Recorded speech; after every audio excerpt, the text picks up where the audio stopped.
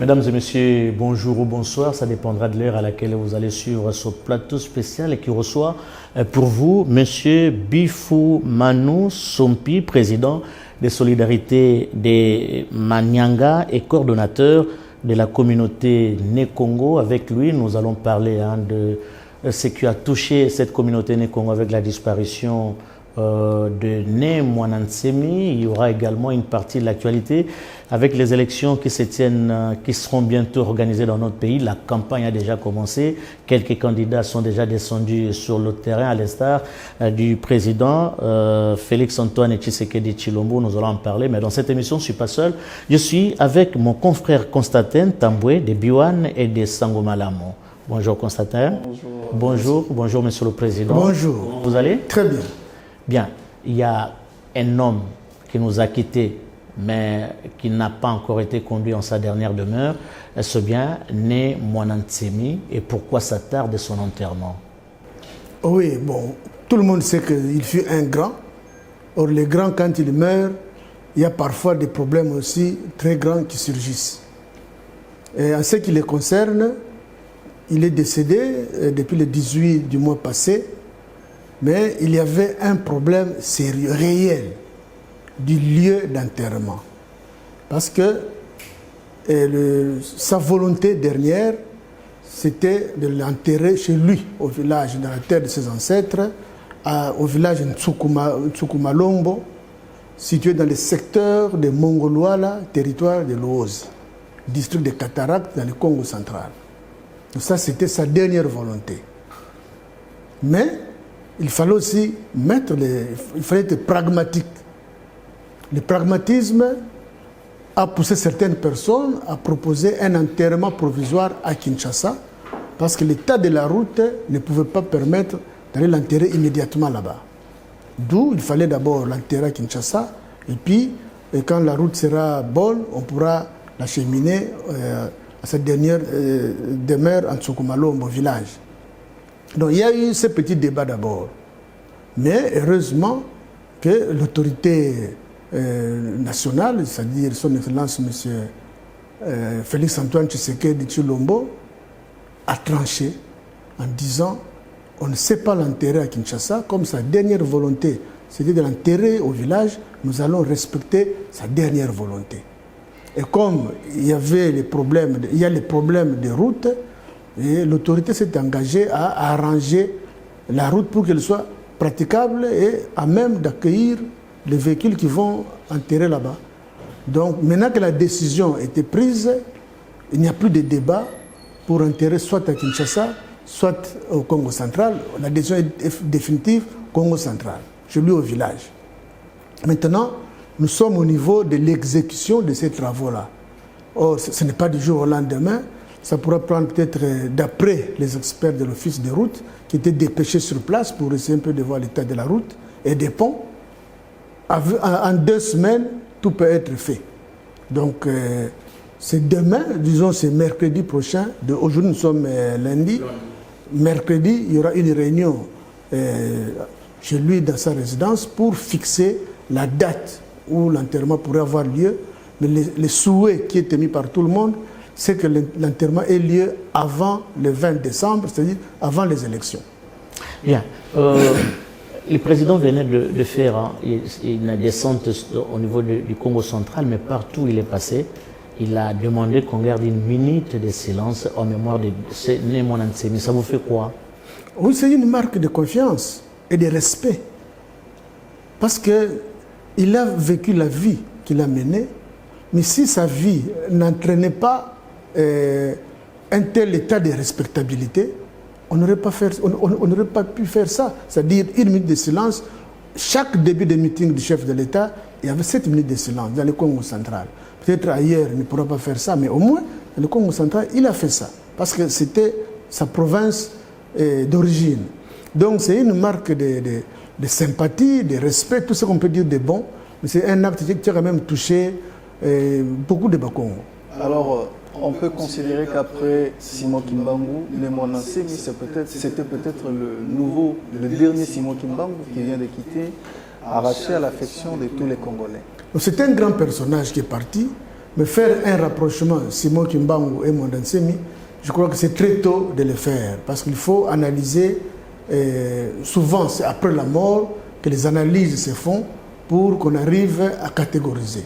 Même Simon Kimbangu, de son vivant, il y a des gens qui étaient là, qui appréciaient ce qu'il faisait, mais c'est surtout après sa mort que les analyses ont été faites pour bien les situer par rapport à ce qu'il a fait de son vivant. Justement, après sa mort, nous voyons cette mobilisation, cette effervescence, arranger même une route, la rendre praticable pour transporter sa dépouille. On pourrait dire que Némona Nsemi, c'est vraiment une icône de la communauté, oui, non seulement, mais aussi au niveau national. Oui, ça, comme icône, oui, ça, personne ne peut dire le contraire. Mais c'est par rapport à la comparaison à Simon Kimbangu. Là, je ne préfère pas être précis aujourd'hui, que les analyses se fassent d'abord, et après on pourra peut-être faire une comparaison ou quoi que ce soit. Mais je préfère réserver ça à l'avenir. Quand les gens auront beaucoup de matière, il a beaucoup écrit, il y aura des analyses certainement qui seront faites. Et c'est à ce moment-là que de telles appréciations pourront être faites. Quel héritage gardez-vous de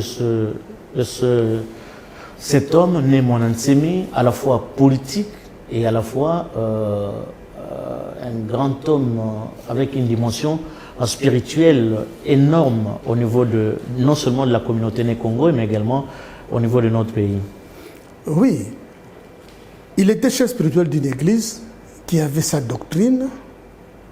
Et sa doctrine, principalement, il fallait se rabattre sur nos propres valeurs spirituelles. Parce que lui est convaincu que nos ancêtres, avant l'arrivée du christianisme, qui est la première église qui est entrée, peut-être la deuxième, les deux premières églises qui sont entrées chez nous au Congo, il y a l'islam vers l'est et le christianisme vers l'ouest. Au moins, avant l'arrivée de ces églises-là, mais nos ancêtres vivaient et ils avaient une certaine spiritualité. Alors maintenant, lui révalorise, dans ses dires, a révalorisé cette dimension spirituelle de nos ancêtres.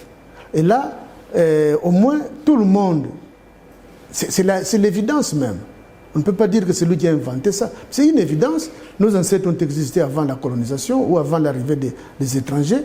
Ils avaient une façon de vivre la spiritualité et lui recommande aux gens de vivre selon cette spiritualité. Qu'on peut actualiser selon notre niveau d'intelligence, mais au moins c'est une spiritualité. Est-ce qu'il était compris? Justement, mais les grands hommes sont toujours comme ça. De son vivant, parfois, il peut ne pas être compris, mais plusieurs personnes avaient compris sa doctrine, raison pour laquelle il y a plusieurs églises qui évoluent dans ce sens-là. Parfois, il dérangeait aussi.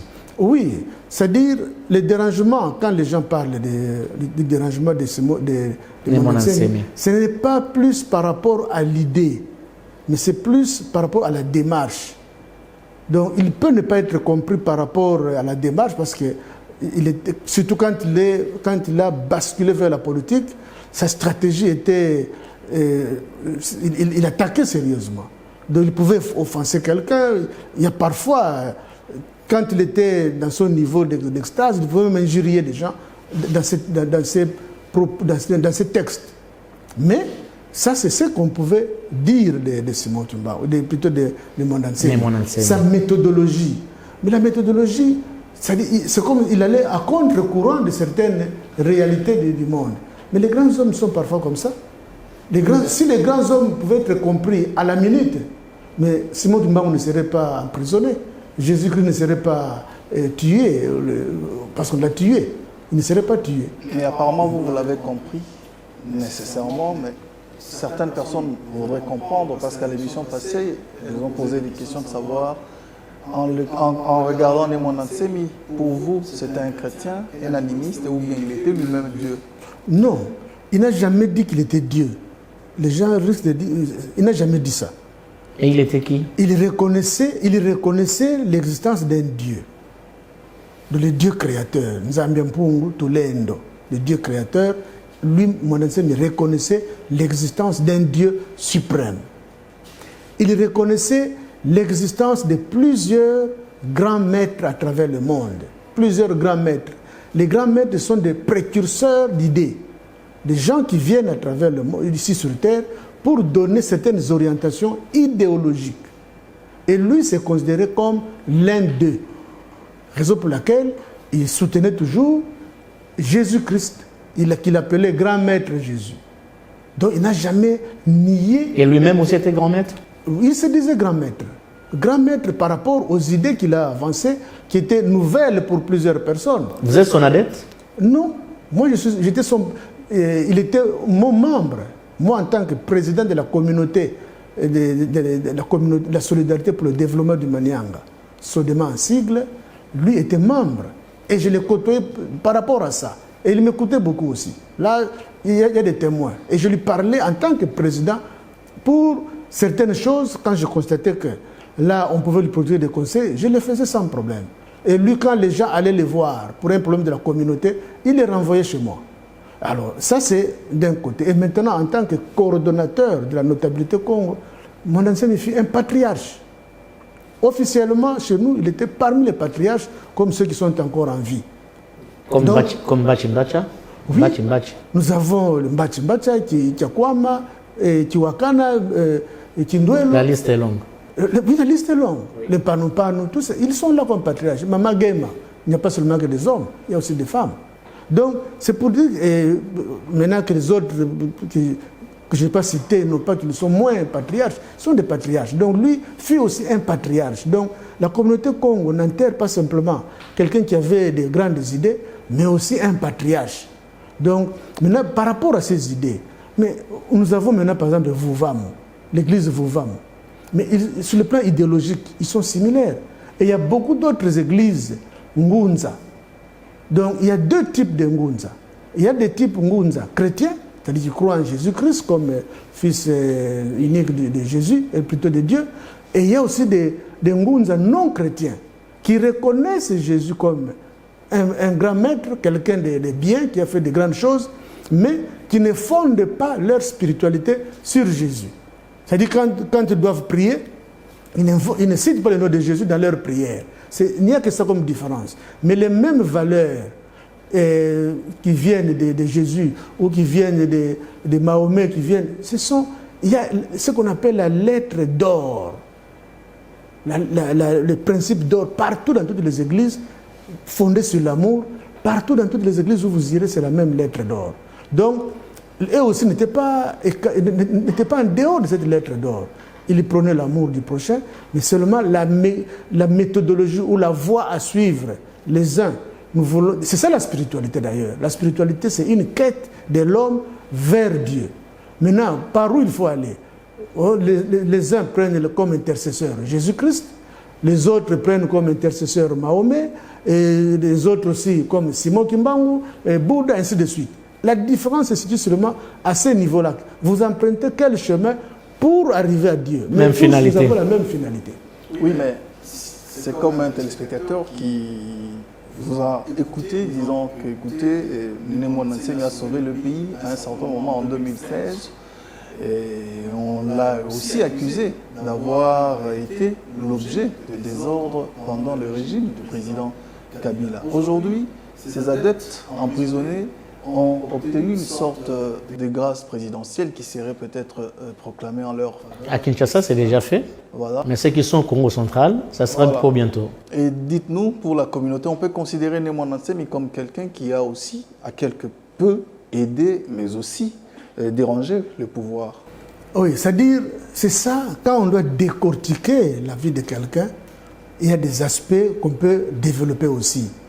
Sur le plan régional, c'est-à-dire sur le plan provincial, parce qu'on peut partir de la région, territoire de l'Oise, et puis évoluer au niveau provincial et national.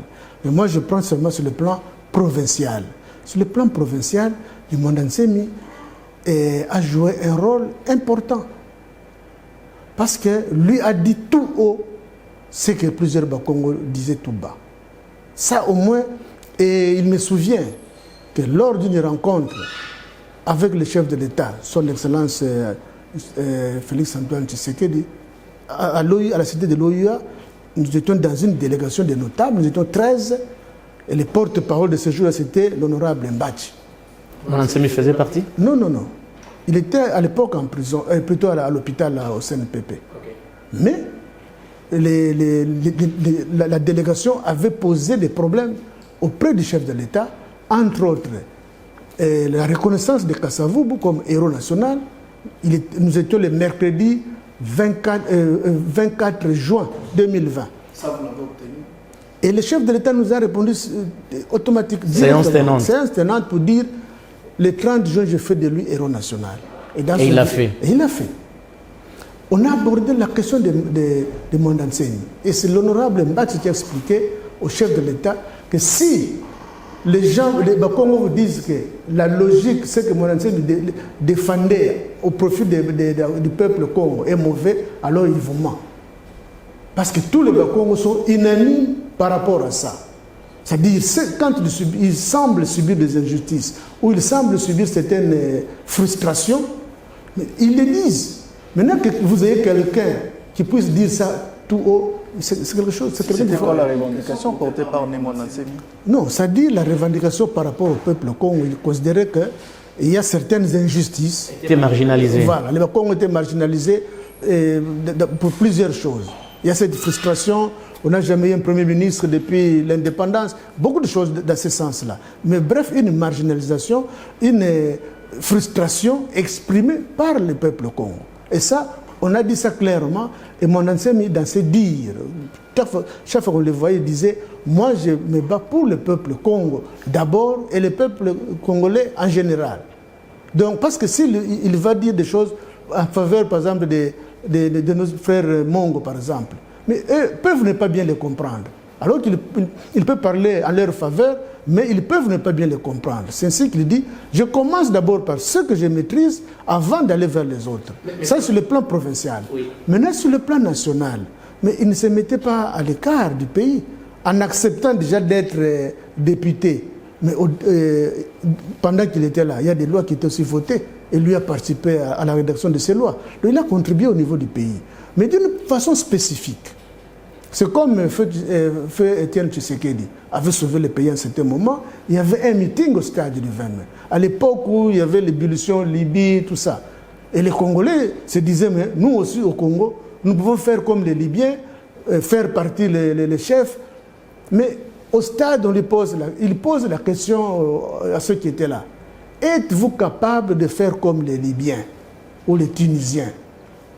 Unanimement, les gens, oui, nous sommes capables de le faire. Mais s'il avait osé dire, bon, prouvez-le. Mais les gens allaient sortir du stade et puis se diriger vers les institutions, aller saccager. Mais quelle était sa réponse? Vous êtes forts pour faire ça? Oui, nous sommes forts. Prouvez votre force aux urnes. Mais il était pacifique. Justement, ça c'est. Les gens peut-être n'avaient pas bien compris la profondeur de cet acte. Mais c'était profond et ça sauvait le pays. Mais, Monsieur le Président, vous ne voyez pas que même Némo Nansemi, dans sa propre communauté, n'était pas bien compris. Nous prenons un cas, il postule comme gouverneur de province, il était candidat, mais à la fin de compte, Némo Nansemi ne s'est retrouvé nulle part. Oui, ça c'est. Je ne dirais pas que c'est un jeu d'enfant, mais c'est autre chose. Parce que ceux qui avaient voté, ce n'était pas toute la population. Donc, il y a un jeu politique qui s'est fait, et c'est comme quand vous allez danser. Vous ne devez pas danser autrement, danser comme tout le monde. Maintenant, peut-être sur le plan de la danse, lui dansait à contre-pied et il est tombé, mais là n'est pas le problème. Vous croyez qu'il serait meilleur gouverneur de cette province? On ne sait pas. On ne sait pas, donc on ne sait pas dire que si c'était lui, le Congo central allait se développer mieux que... Non, on ne peut pas dire ça. Mais au moins le jeu politique était clair et propre. Il a échoué. Ce sont ceux qui avaient subi la défaite, parce que ceux qui subissent la défaite, parfois peuvent avoir des réactions tout autres. Et il y a eu des petits désordres, c'est tout. Est-ce que la politique lui ressemblait aussi bien? Mais pour preuve, il a sauvé le pays en 2016. Parce que quand on sentait, le pays sentait qu'on ne pouvait pas organiser les élections en 2016, qui a osé parler du glissement? Aucun homme politique. Tous ont gardé le silence. Il a osé. Mais lui a osé. Et cela a sauvé le pays. C'est-à-dire, il y a des petites choses, même si il a fait du mal, il a posé des mauvais actes, mais quand il a posé un bon acte qui a sauvé le pays, je crois que ne fût-ce que pour cette reconnaissance, les gens doivent être honnêtes. Monsieur le Président, dans le cadre du préparatif des obsèques de Né Mwanansemi, au-delà de la route qui sera réhabilitée, il y a également le bac du Lozi. Pour votre gouverne, il y a 2 moteurs neufs achetés et aujourd'hui, les ingénieurs au fil des routes sont en train de monter les 2 moteurs, ce qui permettra, bien sûr, à la délégation et au corps de Né Mwanansemi de traverser. C'est la rivière Lozi ou c'est le fleuve? Le fleuve Congo. Le fleuve Congo. Très bien. Alors, on avance. Qu'est-ce que le Né Congo que vous représentez ici en tant que président garde de Félix-Antoine Tshisekedi Tshilombo depuis son arrivée à la magistrature suprême? Oui, c'est-à-dire, s'il faut parler sur le plan national, chacun peut dire ce qu'il peut dire, mais il y a beaucoup de choses. Que ce soit la gratuité des enseignements, que ce soit... Ça, c'est d'une façon nationale. Et je peux parler de ça, mais ici, je voudrais être spécifique par rapport à la province. Oui. Les gens, peut-être... il a posé des actes. Certains actes ne sont pas vraiment proprement matériels. Il y a des actes immatériels. Immatériels, et les gens peut-être ne perçoivent pas la profondeur de notre pays. Ce que représente la RDC à travers le monde. Peut-être les gens ne le perçoivent pas. Les gens ne se sont pas encore posé la question pourquoi Dieu a-t-il envoyé Simon Kimbangu ici chez nous, au Congo en général, et dans le Congo central en particulier. Tout ça, on ne sait pas.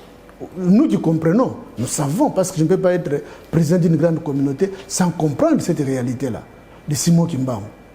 Et lui vient, il fait de Simon Kimbangu héros national. Peut-être sur le plan des humains, nous disons que Simon Kimbangu héros national, c'est-à-dire sur le plan humain, c'est le meilleur titre qu'on peut lui offrir, sur le plan humain. Mais Simon Kimbangu n'avait pas besoin de ça, sur le plan humain. Donc sur le plan humain, il a reconnu, c'est déjà très bien.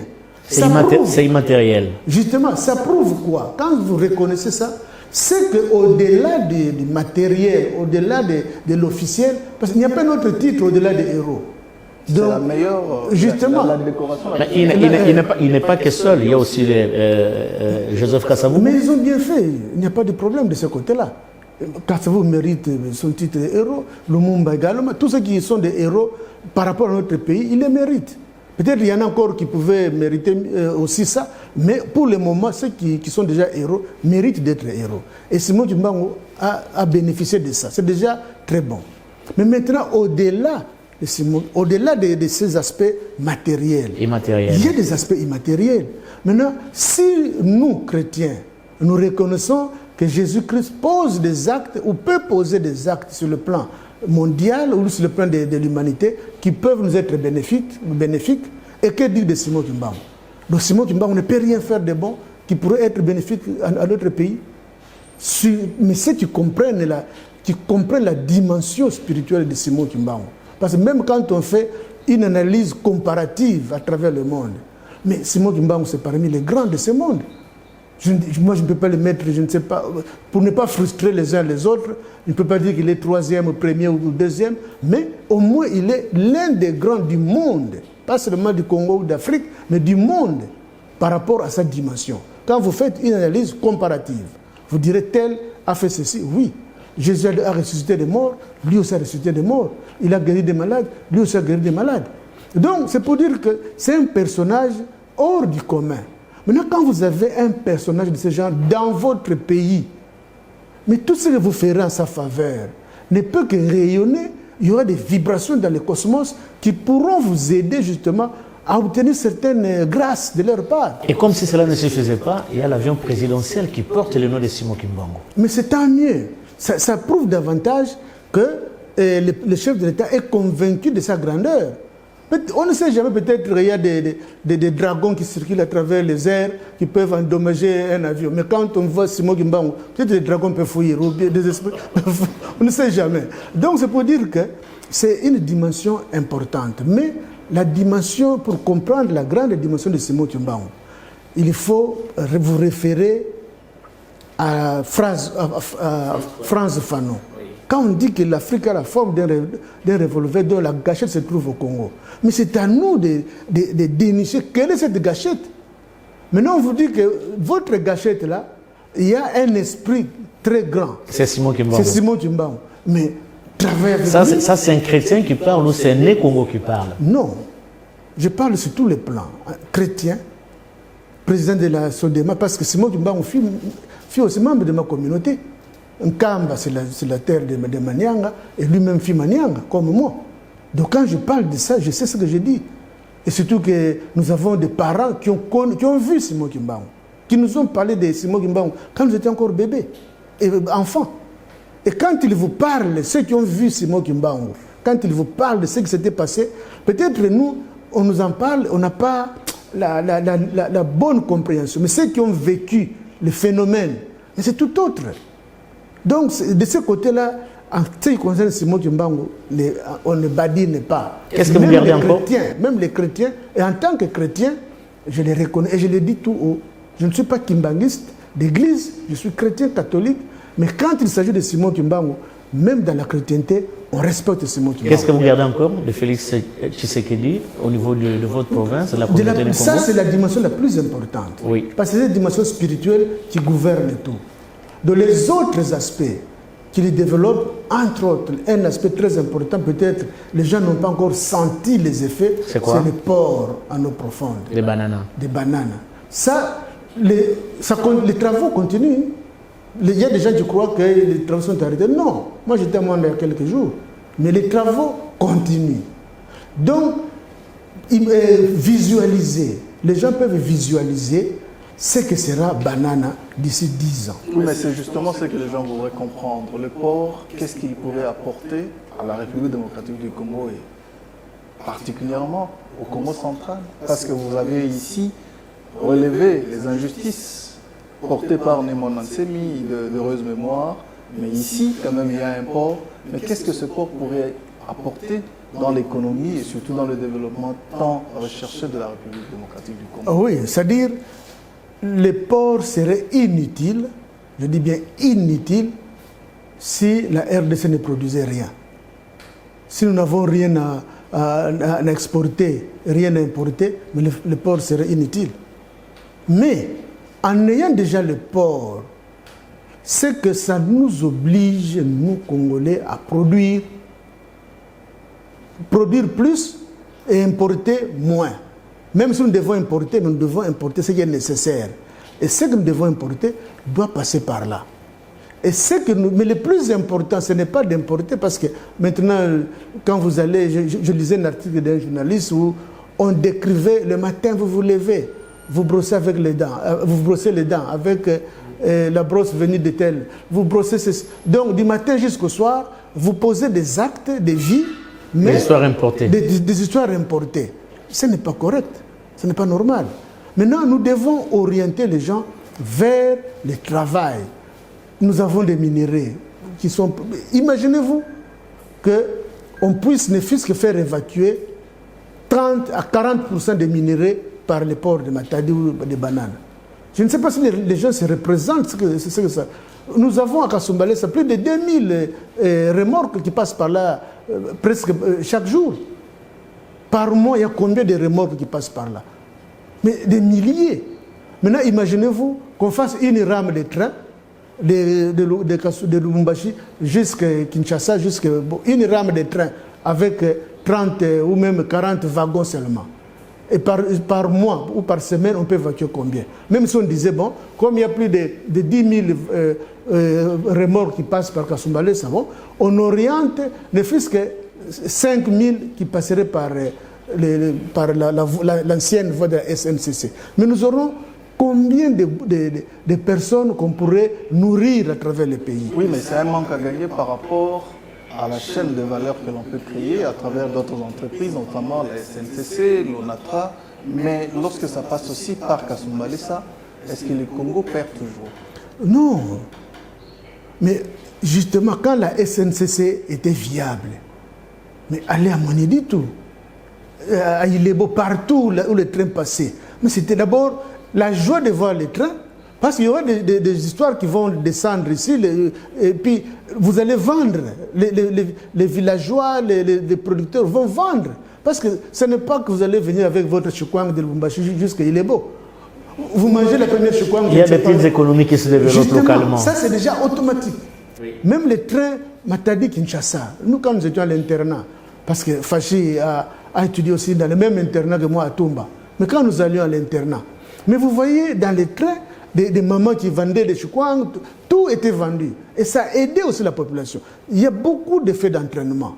Ne voyez pas seulement cette perte, mais quand ça passe par Kasumbalesa, quels sont les effets d'entraînement? Presque rien, dès que ça sort de la frontière. Mais ce sont les autres qui bénéficient de ça. Quand les camionneurs vont s'arrêter pour dormir, ils ne vont pas manger la choukwang venant de Mounedit. Donc les effets d'entraînement sont énormes. C'est tout ça qu'il faut voir. Monsieur le Président, vous saluez la construction du port en eau profonde de Banana, mais vous avez refusé qu'on puisse jeter un pont sur le fleuve Congo pour relier Kinshasa et Brazzaville. Pourquoi? Non, il n'y a pas un refus. Il y avait quoi? Il n'y a jamais eu d'abord de refus, mais la condition qui était posée par la communauté Congo, nous voulons bien de ces ponts-là, mais réaliser d'abord le projet port de Banana. Parce que c'était un vieux projet d'abord, qui était arrivé avant même les projets du pont ici. Donc, en jetant les ponts, disons, en construisant les ports de Banana, au moins, beaucoup de choses vont passer par là. L'économie au niveau de la province va aussi prospérer. La ville de Mwanda, pour le moment, c'est une cité, c'est une simple cité. Mais d'ici quelques années, ça deviendra une très grande ville. S'il y a des gens qui voudront bien aller nager à la plage, tout ça, c'est à Mwanda seulement qu'ils peuvent aller. Donc, tout ça, ça va aider la population à se développer. Alors, maintenant, si on commençait par les ponts, on risquait de sacrifier les problèmes du port. C'est ainsi que la communauté Congo était honnête et objective. Construisez les ports et après, vous pourrez construire les ponts. On n'a pas refusé, mais c'est un problème de chronologie. Faut-il commencer par les ponts et les ports après, ou par les ports et les ponts après? L'option, port d'abord et pont après. Alors, aujourd'hui, vous personnellement, à travers toutes les structures que vous représentez, je vais prendre la SANEF, l'Association des anciens élèves des écoles de frères, je vais prendre la SODEMA, la Solidarité pour le développement du Manyanga, mais aussi la notabilité Congo. Vous appelez à la réélection de Félix Tshisekedi. Est-ce que vous devenez déjà la politique? Non, c'est-à-dire, de ce côté-là, je crois, les gens doivent nous comprendre. Vous avez d'abord cité la SANEF. J'ai étudié dans le même internat que Félix. À Tumba. À Tumba. Pendant les 2 ans qu'il était à Tumba et moi j'étais à Tumba, on mangeait une nourriture préparée par une même personne. C'est la même époque? Oui. Okay. Lui, quand il était en première année, moi j'étais en 5e. Donc, nous avons mangé la même bouffe préparée par la même personne. Les pains apprêtés par la même personne. Nous dormions à la même heure. Dès qu'on sonne, nous allons tous dormir. Dès qu'on sonne, on se réveille. C'est-à-dire, il y a quand même partage d'une certaine culture ou d'une certaine éducation. Alors maintenant, il n'a pas fait du mal contre moi ni contre notre communauté. Mais pourquoi ne pourrais-je pas le soutenir? Ne fût-ce que, parce que ici nous sommes dans la subjectivité aussi. Tous les candidats sont intelligents. Il n'y a aucun candidat qui est médiocre. Ils sont tous intelligents. Donc objectivement, ils peuvent. Chacun peut diriger. Maintenant, nous entrons dans la subjectivité aussi. Maintenant, parmi tous ces gens-là, tous sont intelligents. Ils sont compétents. Mais lequel, moi, je peux choisir? Maintenant, nous entrons dans la subjectivité. C'est ainsi que, moi, je parle de cette réalité.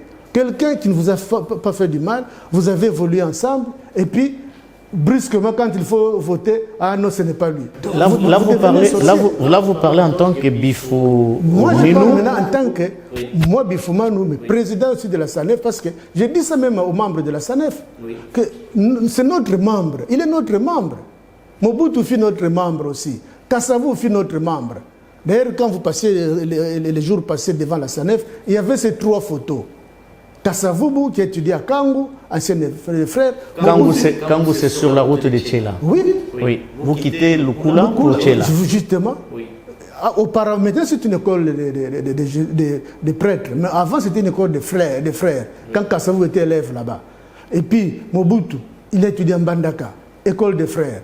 Félix étudie à Tumba, école de frères. Et moi, j'étudie à Tumba, école de frères. Il y a une proximité. Mais alors, c'est tout à fait normal et les autres membres de Sanefi, en disant, c'est notre membre qui postule, qui n'a pas fait du mal contre nous, qui se défend, eh bien, on les soutient. Et c'est la même position que tous les nés Congo. Maintenant, au niveau de la communauté Congo, en tout cas, la majorité réfléchit dans ce sens-là. Pas en tant qu'ancien, pas seulement en tant qu'ancien de Toumba, parce qu'après Toumba, il a fait aussi Mbanzamboma. Comme à Toumba, il n'y avait pas la section littéraire, lui voulait faire la section littéraire, il est allé à Mbanzamboma. Donc, toute cette communauté dit, mais c'est notre enfant. Moi, je dirais que c'est notre ami, parce que nous sommes de la même génération, mais les autres viennent et lui diront, c'est notre enfant, les autres, c'est notre grand frère. Donc, toute la communauté, avec tous ces actes posés sur le plan matériel et immatériel, nous disons, mais pourquoi pas? Qu'est-ce que nous... Vous étiez au Congo central quand le chef de l'État, Félix-Antoine Tshisekedi Tshilombo, menait sa campagne.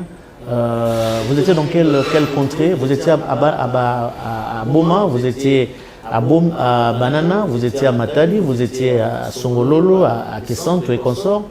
Où est-ce que vous étiez quand il a mené sa campagne? Il nous a trouvés à Mwanda. Moi, j'étais déjà à Mwanda quand lui est arrivé. Oui. Donc, de Mwanda, il a... Vous l'avez accompagné? Oh, on l'a accompagné. Partout où il est passé? Oui. Comment vous l'aviez trouvé? Mais c'était une réussite. Donc, tout ce que les gens peuvent dire, ils peuvent dire. Mais moi, j'étais témoin oculaire. J'ai vu ce que j'ai vu. J'ai dit que c'était une réussite. Je ne dis pas que c'était la perfection. Il est adoubé par toute la population. Oui. Il a un électorat sûr. En tout cas, ce que j'ai vu, par rapport à ce que j'ai vu, oui. Je dirais oui.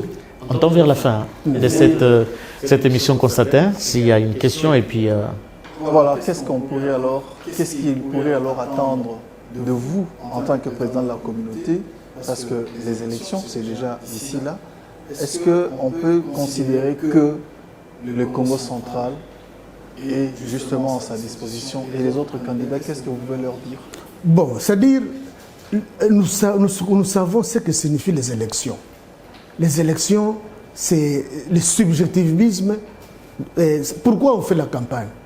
Mais c'est justement pour aller... Pour convaincre davantage les électeurs, conquérir l'électorat. Justement, c'est ça. Et lui a joué ce rôle, il a fait ça, et la population a adhéré à sa thèse. Donc, de ce côté-là, au moins, dans le Congo central, d'une façon objective, mais tout en sachant, je dis bien tout en sachant, qu'il y a, dans le cadre de la campagne, il y a une différence à faire entre la foule et l'électorat. Parce que ceux qui sont dans la foule ne sont pas nécessairement des électeurs. Il y a des jeunes, des enfants de moins de 17 ans, moins de 18 ans, qui peuvent être là, nombreux, faire la fête, faire des bruits, mais ils ne vont pas élire. Mais nous faisons la part entre la foule et l'électorat. Du côté foule, c'était en tout cas le sommet même de ce qu'on pouvait attendre de cette foule-là. Donc il n'y a pas à redire, surtout que après Kimpese, il s'est arrêté à Toumba, à la bifurcation de Toumba. Et moi, j'étais là. Quand il s'est arrêté, il n'est pas entré à Toumba parce que c'est à 3 km, parce qu'il faisait déjà tard. Mais sinon, s'il était 14 heures, il allait faire même 20 minutes là-bas, il serait entré. Mais, et puis il allait voir, parce qu'il avait donné des fonds pour qu'on achète des bancs, des lits, tout ça. Il allait voir ce qu'on a acheté comme... C'était fait, c'est fait? C'était fait. Vous avez vérifié? Oui. Il a fait l'honneur d'être là en 2021, lors du centenaire. Oui, avec cet argent, on avait fait des forages, il y a 3 forages qui sont opérationnels. Déjà opérationnels. Déjà opérationnels jusqu'à présent. Et nous avions des lits que nous avons achetés, des lits, des bancs, des tables. On n'a pas détourné? Non. C'est moi-même qui gérais cet argent. Très bien, Monsieur le Président. Nous tendons vers la fin de ce plateau spécial. Mais avant de terminer, vous avez la parole pour vous adresser au peuple né-Congo qui sont en train de vous suivre en ce moment face aux enjeux électoraux. Nous sommes en pleine campagne électorale. Il y a 26 candidats. Que diriez-vous à votre communauté? Vous regardez juste la caméra qui est en face de vous. Ok, merci. À la communauté Congo, je suis clair, objectif, pour dire que le candidat numéro 20, c'est le candidat qui est choisi, qui est déjà choisi par notre communauté Congo pour plusieurs raisons. D'abord, ce qu'il a fait au niveau de la communauté, en ce qui concerne le Simon Kimbangu, ce qu'il est en train de faire pour la communauté en ce qui concerne les obsèques de Nemwanda Ntsemi, et ce qu'il est en train de faire, moi je ne cite que les 3 grandes choses en ce qui concerne les ports en eau profonde. Pour ce qui concerne Nemwanda Ntsemi, vous avez suivi dans la presse qu'il y avait un problème des bacs. Mais les bacs, c'est aujourd'hui que les travaux, que l'équipe est arrivée et que les travaux vont commencer demain. Ça, c'est les précisions que nous avons de l'autorité elle-même. Et puis, de la cité de Lose jusqu'au village de Nemwanda Ntsemi, ce n'est pas à 5 km qu'on peut aller même à pied. Non, c'est à plus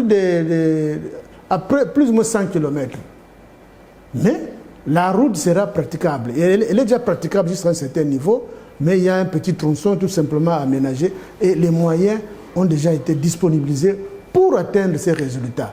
Donc, en mettant le problème des obsèques de Nemwanda Ntsemi en jeu, il nous aide à vite réparer les bacs et aussi à aménager la route. Les engins vont traverser, je crois, à partir de jeudi pour faire ce travail-là.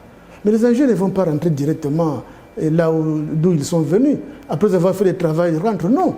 Nous allons aussi profiter de ça pour aménager ne fût-ce que quelques routes dans les territoires de Lose qui est souvent enclavé. Donc, c'est déjà un bienfait. Et les bacs, on ne va pas seulement se limiter à réparer les vieux bacs, faire ceci, cela. Non. Nous avons déjà arraché aussi la volonté du chef de l'État de commander un nouveau bac. Et avant les élections, la facture, disons, au moins une avance déjà sera versée auprès de l'entreprise pour que les bacs soient déjà en construction. Mais voilà les effets positifs. Mais quoi de plus qu'on peut exiger pour le moment? Donc, bref, face à cette reconnaissance, nous lui offrons les voies, tout en sachant qu'il pourra faire mieux à l'avenir.